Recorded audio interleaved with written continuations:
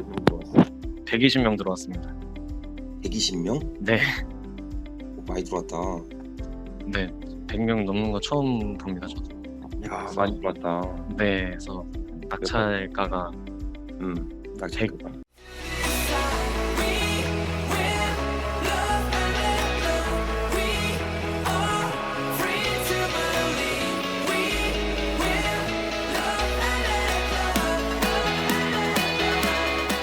자, 반갑습니다. 대장 김상준입니다. 오늘 제가 좀 진행하는 물건, 오늘 말씀드릴 내용을 간단하게만 전달 들어보도록 할게요. 자, 오늘은 우리 회사에서 제가 직접 입찰한 경매 물건이 있습니다. 이 경매 투자의 물건은 거의 법원 경매에서 한 획을 그은 물건이라 오늘 다 같이 공유하면서 말씀드려보도록 하겠습니다. 자, 바로 그 물건은 강남구 청남동에 위치한 4층짜리 꼬마 빌딩이죠. 감정가가 약 52억 정도 진행하는 신건 물건이었습니다. 그럼 보다 자세하게 경매 물건을 보시면서 말씀을 나눠보도록 하겠습니다. 경매 정보지 검색은 뭘로 하는 거죠? 항상 대장 옥션을 참고해 주시면 좋습니다. 전국 각지의 물건들을 각 히스토리에 맞게 권리 분석을 다 해놓고 등기부 등본이나 건축물 대장 다 출력해서 업로드 시켜놨으니까 최저가의 경매 물건을 보시면서 보다 경제적 자유에 한 발짝 다가가셨으면 좋겠습니다. 네이버에 대장 옥션 검색하면 다 나옵니다. 물건 번호는 2020 타경 108425 물건입니다. 자, 해당 물건 간략한 소개를 말씀드려 보도록 하겠습니다. 서울특별시 강남구 청남동에 위치한 물건이에요. 용도는 근린시설, 토지와 건물을 같이 사는 꼬마 빌딩을 이야기합니다. 토지 면적은 50.97평, 건물 면적은 162평입니다. 공유물 분할을 위한 형식적인 경매로 진행됐던 물건이에요. 즉 이제 소유자들이 각자의 지분만큼을 나눠 갖기 위해서 형식적으로 법원 경매에 해당 물건을 현물 분할하는 경매 물건이라 취하가 되지 않습니다. 자, 52억 바로 출발하는 감정가부터 출발하는 물건이죠. 제가 항상 말씀드렸죠. 진짜 숨은 보석은 감정가 때 있습니다. 저희 대장TV 멘티분들도 그렇고요. 저도 그렇고 낙찰의 7할 이상은 감정가에 받아옵니다. 즉 감정가부터 매력 있는 물건들은 투자 고수들이 미리 선점해서 가져가고 유찰된다는 게 뭐죠? 매력이 떨어진다는 겁니다. 그러니까 감정가부터 물건을 보는 습관을 매번 기르셨으면 좋겠습니다. 자, 요런 물건이고요. 자, 매각 물건 현황은 토지는 청남동 13번지에 있고 2종 일반 주거지역에 위치해 있습니다. 토지 거래에 관한 허가구역이에요. 즉 일정 조건을 충족해야지만 구매할 수 있는 그런 위치에 있습니다. 토지 평수는 50.97평이고요.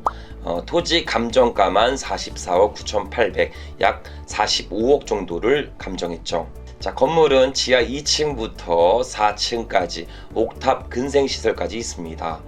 건물 면적은 총 162평이며 건물의 감정가는 7억 2천으로 책정됐습니다. 합계 52억의 감정가로 진행했던 경매 물건이죠. 사용 승인일은 2017년도라 비교적 컨디션은 양호한 편으로 보여집니다. 자, 임차인 현황 간단하게 좀 보도록 하겠습니다.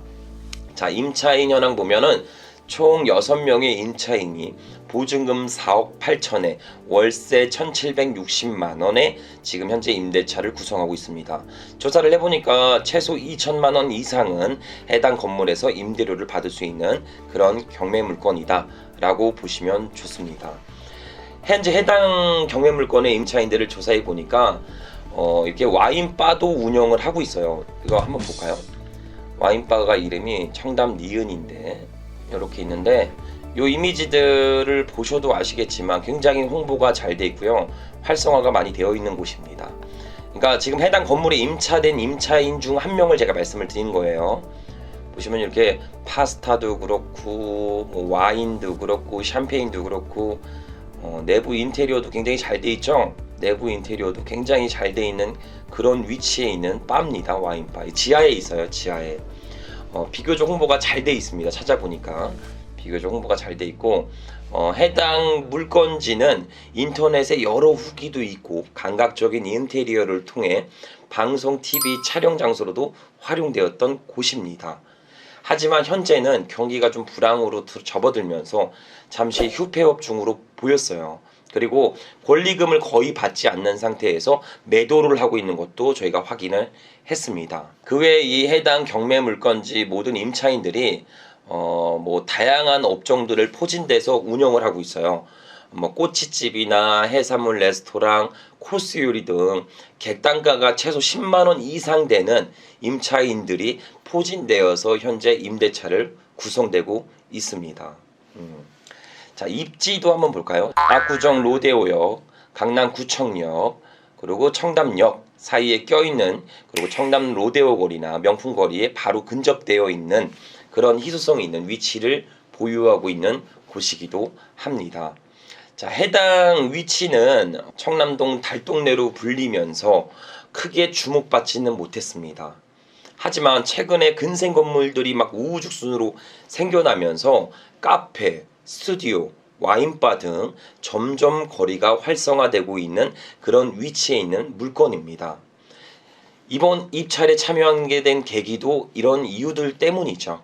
우리가 이 해당 물건을 입찰을 했었는데 제가 직접 가지는 못하니까 바빠서 저희 직원이 대리입찰을 했는데 결과를 제가 통보를 받았습니다. 뭐라고 받았냐면 120명 들어왔습니다. 120명? 네, 많이 들어왔다. 네, 100명 넘는 거 처음 봅니다, 저도. 야, 많이 들어왔다. 네, 그래서 낙찰가가 낙찰가가 102억입니다. 102억? 네, 결과는 뭐 다들 예상하셨겠지만 패찰했습니다. 저희는 80억대 중후반대를 적었어요. 감정가 50억 대비 무려 160%를 적어서 공격적으로 입찰을 진행했습니다. 자, 낙찰가는 감정가 대비 195%인 102억에 낙찰되었습니다. 그럼 차순위 2등은 얼마일까요? 2등은 101억 2천만 원이었습니다. 1등과 2등의 갭 차이는 약 8천만 원 정도로 100억 단위의 입찰이 있어서 보다 근소한 차이를 보였습니다. 이때 보니 3등이 90억 초반대를 작성하셨어요. 3등과 1등의 차이는 약 10억 정도 차이가 나죠. 하지만 1등과 2등의 차이는 8천만 원 차이밖에 나지 않습니다. 뭔가 냄새가 나죠. 이런 물건은 통상 컨설팅 업체를 동반해서 입찰하기에 바지 입찰의 냄새가 많이 나는 상태입니다. 바지 입찰이 뭐냐면 제가 컨설팅을 문의했어요. 근데 컨설팅 업체가 낙찰이 돼야 수수료를 받지 않습니까? 그래서 고가 낙찰을 좀 약간 막 유도해. 근데 나만 100억 쓰고 차순위는 90억, 80억 이렇게 써버리면 나는 그냥 80억이나 90억 이렇게 해서 뭐 몇천만 원만 더 써도 낙찰이 되는 건데 100억을 쓰라고 해갖고 10억이나 15억 정도가 공중분해되는 겁니다. 그러면은 의뢰자, 컨설팅을 의뢰하신 분의 컴플레인이 다소 심각하게 들어올 수가 있겠죠. 그래서 만약에 내가 101억이다, 101억에 낙찰을 한다 라고 하면 100한 5천, 6천 정도를 직원을 시켜서 2등으로 입찰을 하게 합니다. 어차피 폐찰되면 보증금은 돌려받으니까 컨설팅 업체도 만족하고 의뢰자도 만족하는 결과물을 만들어내는 경우가 간혹 있어요. 내가 물건을 정확하게 볼 줄 모른다면 남을 의지해서 하는 투자는 지향하지 않으셨으면 좋겠습니다. 이거는 순전히 그냥 제 생각이니까 뭐 컨설팅 업체를 끼지 않고 잘 받을 수도 있어요. 근데 이 히스토리 자체를 보면 좀 바지를 두지 않았나 라는 생각을 갖기도 합니다. 자, 그러면 해당 임차인이 과연 잘 받은 것인가? 과연 낙찰자는 과연 이 부동산을 102억에 잘 받은 것인가? 이것을 따져보도록 하십시오. 지금 우리 물건이 한 요 정도의 위치에 있거든요. 여기서 건물 토지만 보고요. 거래 방식은 매매로 보겠습니다. 빌딩이 나왔는데요. 평당 1억 5,300만 원에 나와 있는 물건이 있습니다. 이거는 뭐 신축용지인데 평당 1억 3천만 원에 나와 있기도 합니다. 자, 1억 3천, 뭐 1억에도 나와 있네요. 평당. 주변 물건입니다. 자, 우선 청남동 주변의 토지 시세를 체크해 보니까 평당 1억 2천만 원부터 1억 5천만 원까지 그 사이로 형성되고 있습니다. 토지 시세가. 만약에 그 위치마다 제각기 다를 수는 있어요. 그 외에 뭐 코너나 도로변과 이면도로, 뭐 건축 연도에 따라 평당 1억 후반대까지도 나와 있는 매물은 있기도 합니다. 하지만 현재 낙찰가는 100억이죠. 이 중 17년도 사용 승인된 160평의 건물이 있습니다. 비교적 신축급이죠. 보시니까 컨디션 나빠 보이진 않습니다. 건축비 평당 뭐 500만 원 정도를 가정한다면 160평 곱하기 500만 원 하면 약 8억. 그냥 러프하게 한 10억 정도를 잡고 토지가만 92억에 매입했다는 꼴이 됩니다. 그럼 매입 금액 뭐 92억 나누기 50평을 하면 평당 1억 8,400만 원, 약 1억 8천 주고 토지를 매입한 케이스라고 보여집니다. 뭐 대로변에 인접된 토지는 아닌데 이게 이면도로에 있어요. 그럼 이면도로에 있는 꼬마 빌딩이 평당 토지 시세 1억 8천을 주고 산다? 이럴 거면 비교적 매입하기 수월한 일반 매매로 사셔도 좋을 것 같다는 생각을 할 수 있습니다. 하지만 해당 경매 물건에는 크게 세 가지 장점이 있습니다. 해당 토지가 토지 거래 계약에 관한 허가구역이라는 것을 아실 수 있습니다. 즉 일부 자격이 되지 않으면 구매하지 못하는 지역이죠. 하지만 경매는 매각에 따른 부동산을 매입하는 과정이기에 별도 제재를 받지 않고 자유롭게 매입할 수가 있습니다. 즉 자금 조달 계획서를 작성하지 않으니 화폐 하락을 방어하고자 현금 부자분들이 그냥 묻어두자 생각한다면 그리 나쁜 편은 아니라는 거죠. 두 번째는 현재 건물에 임차한 임대인들이 월세 합계액은 지금 약간 보수적으로 편단됐는데 약 2천만 원의 임대료를 받을 수 있는 그런 건물입니다. 자, 2천만 원 곱하기 12개월, 월에 2천만 원 임대료를 받을 수 있는 건물이니까 곱하기 12개월 하면 약 1년에 2억 4천만 원을 받을 수 있는 임대료를 받을 수 있는 그런 경매 물건입니다. 여기서 나누기 경매 낙찰자분이 약 100억에 매입했으니까 약 100억을 나눠주면 거기다 곱하기 100을 해주면 약 수익률로 따지면 2.4%의 수익률이 나오게 됩니다. 2.4%의 수익률. 현재 강남의 토지는 지가 상승을 목적으로 두기에 2.4%대의 건물도 충분히 거래되고 있는 시점입니다. 그래서 수익률 부분에서도 굉장히 호감적일 수가 있다는 부분이 보여지죠. 그리고 세 번째는 해당 용도 지역이 2종 일반 주거 지역입니다. 2종 일반 주거 지역이면 토지 평수가 50평이잖아요. 그죠? 그럼 용적률이 최대로 받는다고 해도 250% 정도를 적용받습니다. 근데 우리 경매 물건의 건축물은 162평입니다. 일반 건축물인지 체크해 보니까 전혀 그런 건 없었고요. 그 이유는 뭐냐면 자, 요렇게 보시면 이해가 좀 더 쉬우실 거예요. 요렇게 보시면 해당 토지가 언덕을 끼고 있는 코너 자리에 있는 토지라는 겁니다.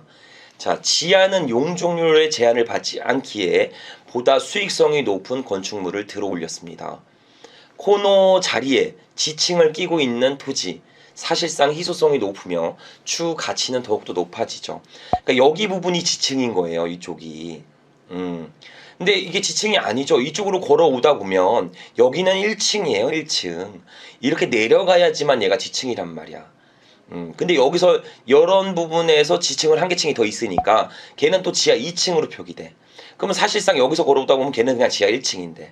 그래서 지하 1층, 지하 2층을 동반해서 용적률에 포함되지 않기 때문에 더욱 높게 건축물을 들어올린 그런 케이스다라고 보시면 됩니다.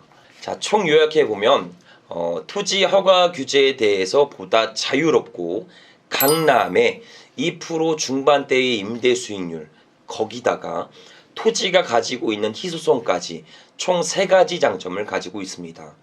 결론적으로 보면 낙찰자는 목적성에 따라 단기 차익이 아닌 그냥 묻어두자 생각한다면 그리 나쁜 투자로는 보여지지 않습니다. 추가적으로 공유물 분할로 매각하신 경매의 신청권자 또한 경매로 매각한 것이 오히려 일반 매매보다 높은 수익률을 만든 걸로 보여집니다. 이걸 다르게 이야기하면 부동산 경매는 전국적으로 내 매물을 평가받고 홍보할 수 있는 마케팅 수단으로 변질될 수 있다는 거죠. 예를 들어 내 물건이 토지 거래에 대한 허가구역이 있어요. 그래서 마땅한 매수자를 못 만나. 그러면 제 건물에다가 약 1억 원 정도 아는 지인을 통해 근저당을 설정하게 합니다. 이후 강제 경매를 진행하시면 됩니다. 그 다음에 적절한 낙찰자가 나오면 매각을 해버리고, 아니면 너무 낮게 낙찰됐으면 채무를 변제해서 취소해도 되죠. 그래서 경매에 집행되는 물건은 다양한 히스토리가 있습니다. 그러니 여러 가지 방면에서 경매 물건을 바라보셨으면 좋겠습니다. 자, 오늘은 제가 직접 입찰한 청남동에 있는 꼬마 빌딩 히스토리를 전체적으로 전달드렸습니다. 자, 현재는 우리 시청자분들이 먼 이야기 같아도 지속적으로 목표성을 가지고 공부를 하다 보면, 투자의 방향점을 그리다 보면 꼭 원하는 나만의 건물을 매입하실 거라고 생각됩니다. 대장TV 시청자 모든 분들이 목표로 하는 건물을 매입할 때까지 제가 옆에서 서포트하도록 하겠습니다.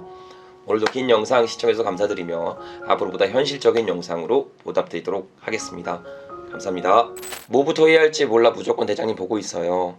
대장TV 카페랑 저희 유튜브 영상 보면서 천천히 따라오시면 됩니다. 돈은 나만 우리 앤디님이 이런 얘기하셔.